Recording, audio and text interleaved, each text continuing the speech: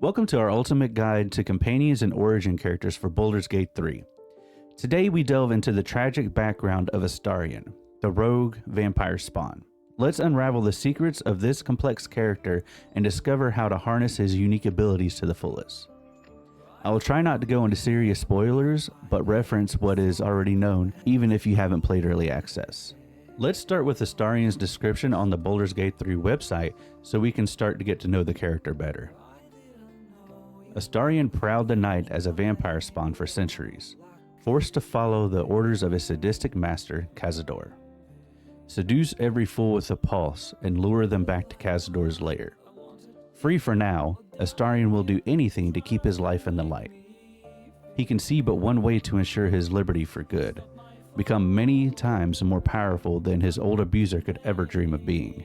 His body forever tainted by the intricate pattern scarring Cazador carved upon his back, and the elder vampire seems set on sending out waves of hunters seeking to capture his lost spawn. Now let's talk about how having Astarion in the party will affect us from a role-playing perspective. First things first, Astarion cares about power, no matter the cost to get it. In his eyes, that is the only way to stay free of Cazador.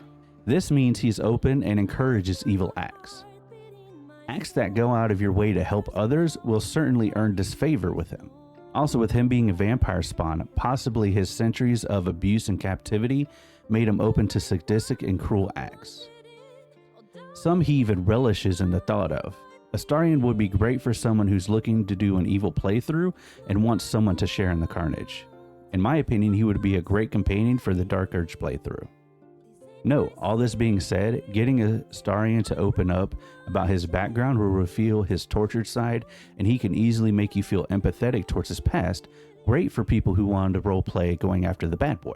There is much more to this character, but you'll have to see for yourself how the story unfolds. So role-playing Astarion, it would be very similar to what we talked about in the section about having him in our party. But I think playing him as an origin character will open up way more about his story than just getting him as a companion. It will provide a great viewpoint into him as a character. Imagine yourself prowling the night stalking your prey, but have just learned that you can now walk in the sunlight and have no further restrictions bound to you by being a vampire. Just a tip, and you can play any way you like. It is recommended to play through as a custom character and recruit Astarion and explore his story first that way to explore his thoughts more on different parts of the story. Now let's get into how Astarion plays into the party dynamic and possible gameplay options for him.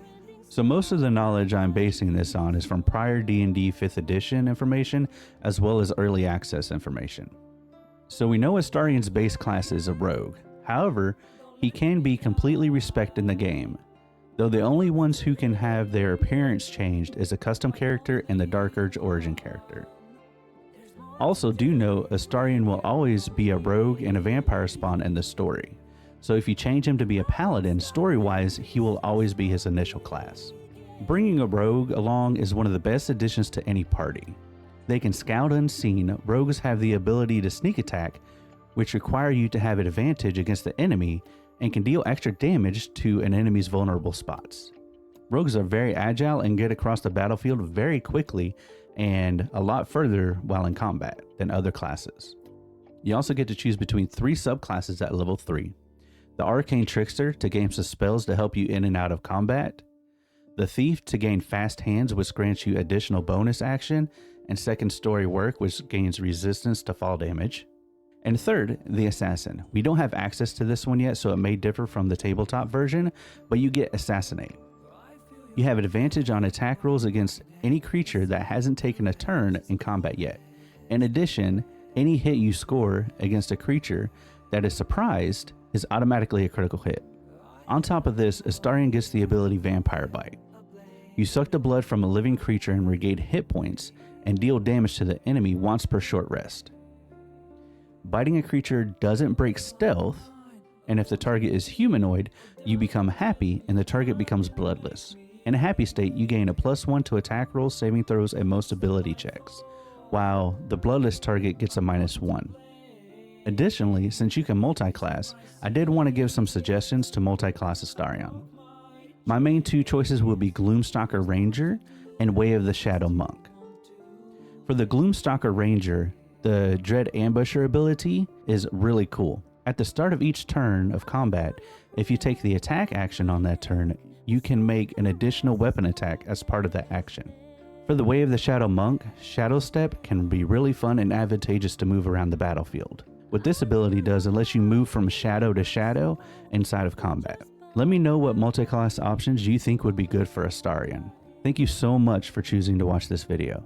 If you think I earned it, subscribe to the channel and give a like to help get the video to more people. Also, if there's anything you think I missed or have a suggestion, please leave them in the comments. Until next time, may your path always be lit, and may you find haven in the warmth of the tavern's fire.